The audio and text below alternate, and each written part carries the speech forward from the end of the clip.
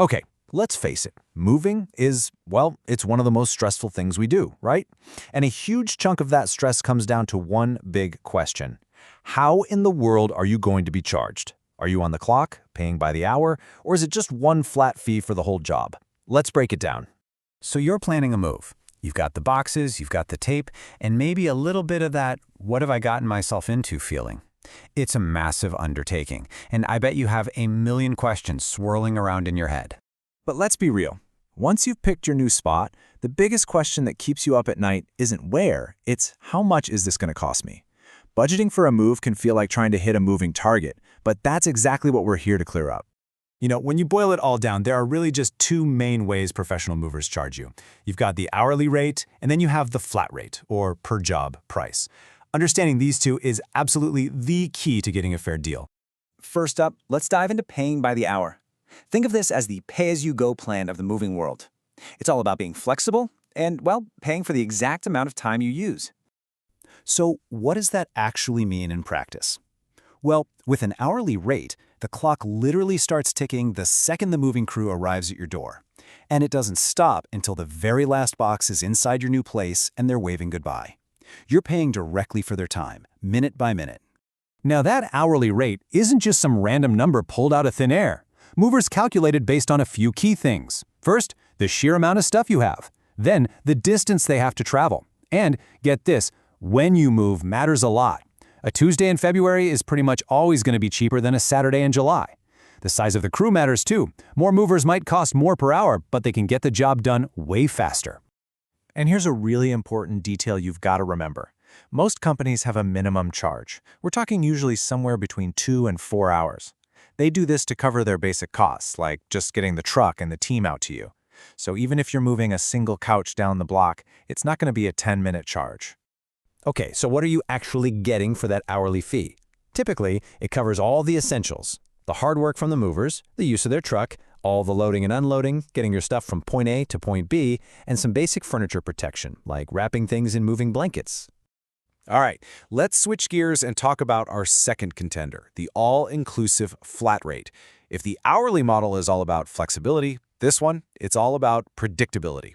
This is for all of us who just want to know the final bill before a single box even gets lifted.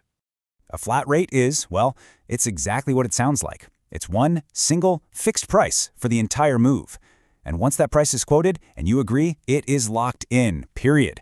If the truck gets stuck in terrible traffic for an hour or the service elevator breaks down, that's on them, not you. The price does not change.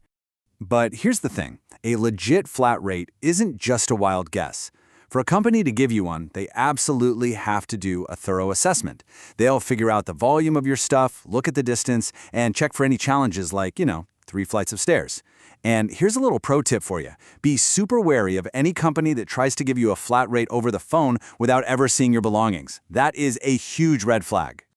The biggest pro here? It's a no-brainer. You know exactly what you're paying. It's perfect for those big, complex, or long-distance moves where delays are pretty likely. The downside? Well, if everything goes super smoothly and finishes early, you might end up paying more than you would have with an hourly rate. You're basically paying for that certainty, not just the time. Okay, we've met our two main players, so now it's time for the main event, the showdown.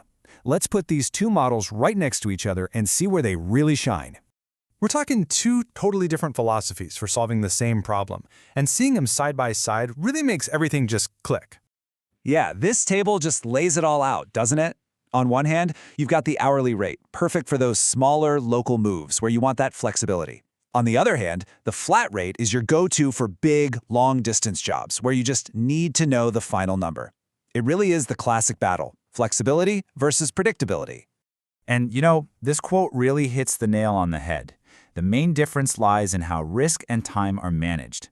That's it. That's the whole game right there. With an hourly rate, you take on the risk of delays to potentially save some cash. With a flat rate, the moving company takes on that risk, and you pay a bit more for that peace of mind. So, this brings us to the big question, the one you're really here for. Which model is the right choice for your move? Let's break down the perfect scenario for each one. Okay, an hourly rate is probably going to be your best friend if you're doing a small local move, like a studio apartment to a condo across town. If the logistics are simple, and I can't stress this enough, if you are super prepared and packed, you can save a lot of money. Have every box packed, labeled, and ready by the door. If you can, take furniture apart beforehand. The more you prep, the faster they work, and the less you pay. It's that simple. Now, on the flip side, the flat rate is the undisputed champ for long-distance moves, big family homes, or places with tricky access, like lots of stairs. It's also a really smart move during peak season, like in the summer, because it locks in your price when demand is sky high. Basically, if you want zero financial surprises, the flat rate is for you. So, here's the bottom line. The most important takeaway from all of this. There is no single best answer. The right choice depends entirely on the size, the distance, and the complexity of your specific move. The good news is, now you know exactly what to look for. But hey, before you go and sign that contract, I've got one last thing for you to think about. You understand the pricing models now, sure, but is everything really included in that quote? Always ask about potential add-ons, things like charges for packing materials, extra heavy items, or what they call long carry fees. A transparent quote is the sign of a great mover, whichever way you decide to pay.